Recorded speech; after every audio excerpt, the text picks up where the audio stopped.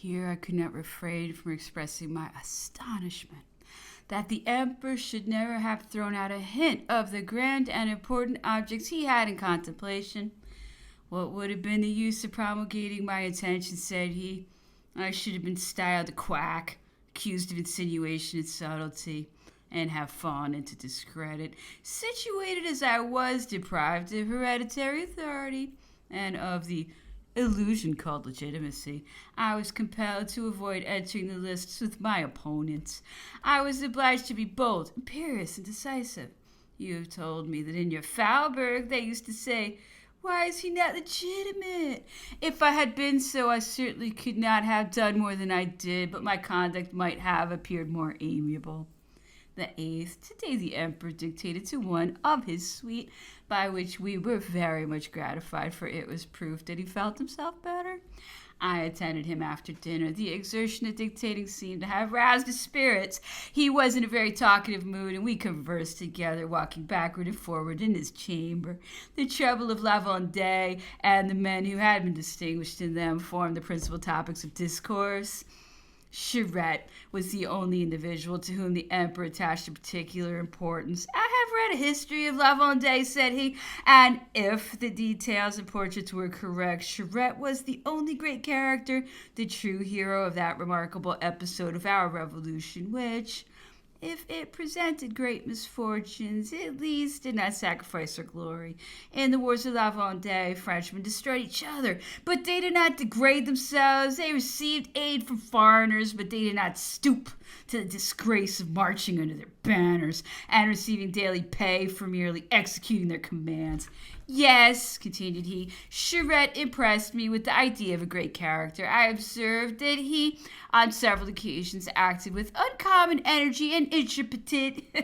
He betrayed genius. I mentioned that I had known Charette very well in my youth. We had been guards of the Marine together at Brest, and for a long time we shared the same chamber and messed at the same table. The brilliant career and exploits of Charette very much astonished all who had formerly been acquainted with him. We looked upon him as a commonplace sort of man, devoid of information, ill-tempered, and extremely indolent, and we all with one accord pronounced him to belong to the class of insignificant beings.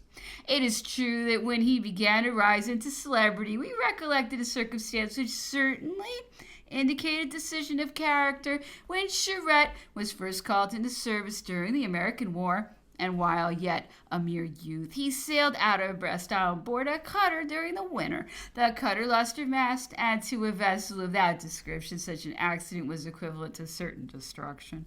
And weather was very stormy. Death seemed inevitable, and the sailors, throwing themselves on their knees, lost all presence of mind and refused to make any effort to save themselves. Charette, notwithstanding his extreme youth, killed one of the men in order to compel the rest to make the necessary exertions. The dreadful example had the desired effect, and the vessel was saved. "You see," said the emperor, "true decision of character always develops itself in critical circumstances. Here was the spark that distinguished the hero of La Vendée.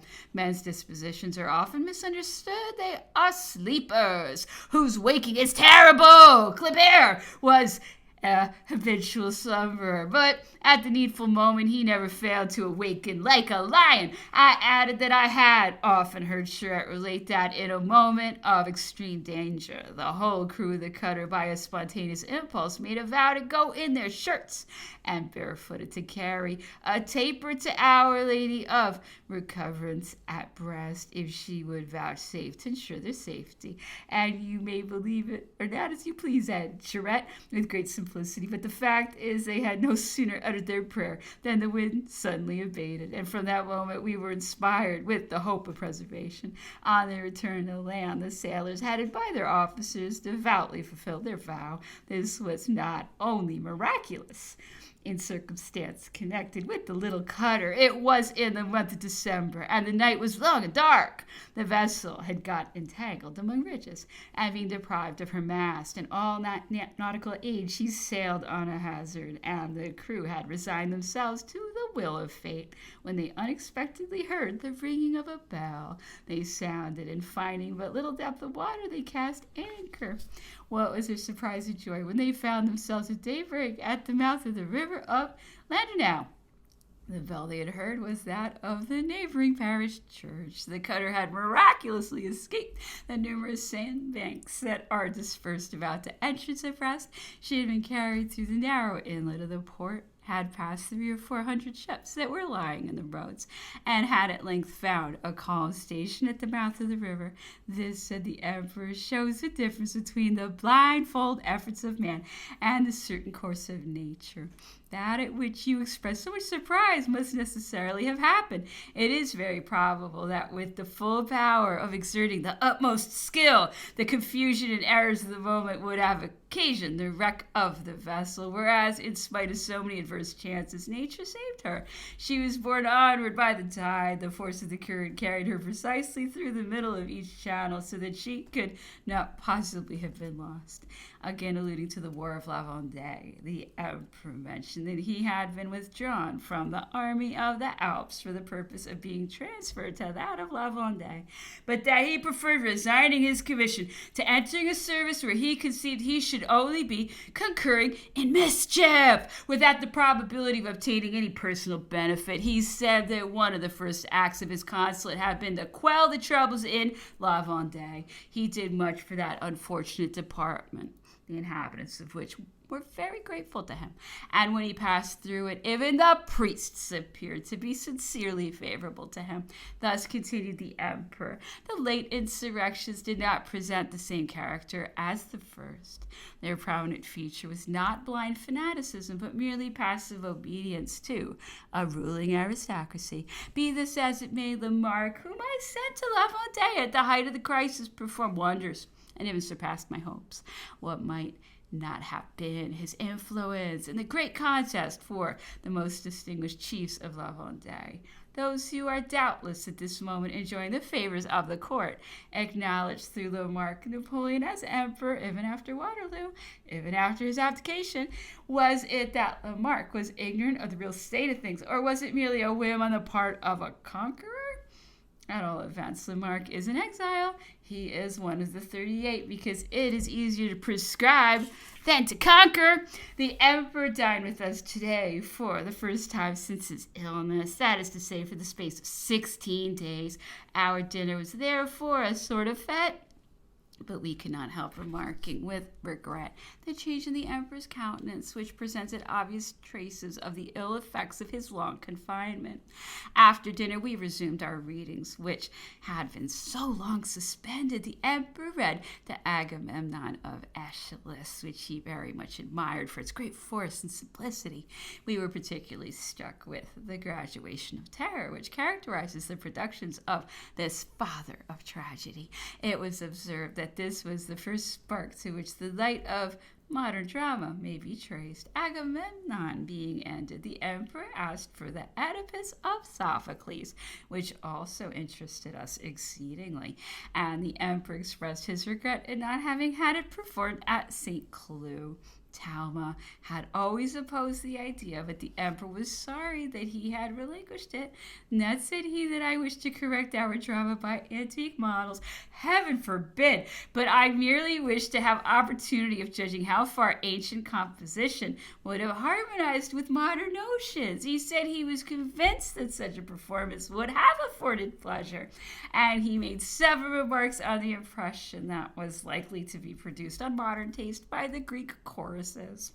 He then turned to Voltaire's Oedipus, on which he bestowed high commendation. This piece, he said, contained the finest scenes in the whole of French drama. As to its faults, the absurd passion of Philoctetus, for example, they must not, he said, be attributed to the poet, but to the manners of the age and the great actresses of the day, to whose laws a dramatic writer is obliged to submit. This eulogium of Voltaire rather surprised us. It was something novel and singular in the mouth of the emperor. At 11 o'clock, after the emperor had retired to bed, he sent for me and resumed his conversation on the ancient and modern drama, on which he made many curious remarks. In the first place, he expressed his surprise that the Romans should have had no tragedies, but then again he observed that tragedy in dramatic representation would have been ill calculated to rouse the feelings of the Romans, since they performed real tragedy in their circuses. The combats of the gladiators, said he, the sights of men consigned to the fury of wild beasts were far more terrible than all our dramatic horrors put together. These, in fact, were the only tragedies suited to the iron nerves of the Romans. However, it was observed that the Romans possessed some dramatic essays produced by Seneca.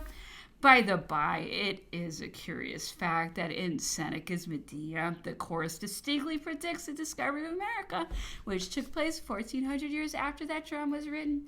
In the passage here alluded to, it is said, Anu Typhus, a son of the earth, will in ages to come discover remote regions towards the west, and Thule will no longer be the extremity of the universe. The ninth, today the emperor felt himself infinitely better. He was surrounded by all his suite, and he began to talk of the prodigies of his early career, which he said must have produced a great impression in the world. So great an impression, said an individual present, that some were induced to regard them as supernatural. On this subject, the following anecdote was related. At the time of the explosion of the infernal machine, a person who had just heard the news called at a house in a certain quarter of the capital, and hastily entering the drawing room in which a party was assembled, he informed the company that Napoleon was no more, and after giving an account of the event that had just taken place, he concluded by saying, "He is fairly blown up." "He blown up?" exclaimed an old Austrian officer who had eagerly listened to all that was said, and who had been a witness to many of the dangers which the young general of the army of Italy had so miraculously escaped. "He blown up? Ah, you know a great deal about it. I venture to say that he is, at this very moment, as well as any of us. I know him and all of his tricks of old." The name of Madame R. de Saint-J.D.A. having been mentioned, an individual present informed the emperor how much attachment she had evinced for him during his stay at the Isle of Elba. "How? She?" exclaimed the emperor with mingled surprise and satisfaction. "Yes, sire. Poor lady," said he in a tone of deep regret. "And yet how ill I treated her. Well, this at least repays me for the ingratitude of those renegades on whom I lavished so many favors." Then, after a few moments' silence, he said significantly, "It is very certain that one can never know people's characters and sentiments until after great trials." At dinner, the emperor was very good-humored and cheerful. He congratulated himself on having got through his late illness without having recourse to medicine, without paying tribute to the doctor. At this, he said, the latter had been very much vexed. He would have been content with ever so little, with the slightest acknowledgement. He only asked for compliance with the form, like a priest in confession. The emperor laughed and added that out of the mere complaisance he had made trial of a gargle, but that its strong acidity had disagreed with him. This led him to observe that mild medicines were best suited to his constitution. "Gentle remedies, whether physical or moral," said he, "are the only ones that take effect on me." In the course of conversation, the emperor spoke of the empresses Josephine and Marie Louisa, of whom he related some very interesting details, and concluded with his usual observation that the one was the model of graces with all their fascinations, and the other was the emblem of innocence with all its charms. The emperor estimated the expenses of Malmaison to have been 300,000 or 400,000 francs. That is to say, all that he was at that time possessed of. He then calculated the amount of the sums which the Empress Josephine must have received from him, and added that with a little order and regularity, she might probably have left behind her 50 or 60 million francs. "Her extravagance," said the emperor, "vexed me beyond measure. Calculator as I Madame, I would, of course, rather have given away 1,000,000 francs than have seen 100,000 squandered away. He informed us that having one day unexpectedly broken in upon Josephine's morning circle, he found a celebrated milliner whom he had expressly forbidden to go near the Empress, and as she was ruining her by extravagant demands. My unlooked-for entrance occasioned great dismay in the academic city. I gave some orders unperceived to the individuals who were in attendance, and on the lady's departure, she was seized and conducted to Bicêtre. A great outcry was raised among the higher circles in Paris. It was said that my conduct was disgraceful. It soon became the fashion to visit the milliner in her confinement, and there was daily a file of carriages at the gate of the prison. The police informed me of these facts. Oh, the better, said I. But I hope she is not treated with severity, not confined in a dungeon. No, sire, she has a suite of apartments and a drawing room. Oh, well, let her be. As this measure is pronounced to be tyrannical, so much the better. It will be a diapason stroke for the great many others. Very little will serve to show that I can do more. He also mentioned a celebrated man milliner, who he remarked was the most insolent fellow he had ever met with in the whole course of his life. I was one day, said the Emperor, speaking to him respecting a trousseau that he had furnished when he had the presumption to call my conduct in question. He did what no man in France except himself would have ventured to do. He began with great volubility to prove to me that I did not grant a sufficient allowance to the Empress Josephine, and that it was impossible she could pay for her clothes out of such a sum. I soon put an end to his impertinent eloquence. I stopped him short with a look and left him transfixed. When the Emperor had retired to his chamber, he sent for me, and after he had gone to bed, he continued to converse very cheerfully on various subjects. He said he found himself much better, and that he felt a pleasure in chatting. However, he was very much troubled with a cough, and this had forced him to rise from table earlier than he otherwise would have done. I unthinkingly took too much snuff, said he, my attention having been absorbed in the conversation of the moment. In such a case, you should always take away my snuff box. That is the way to serve those one loves.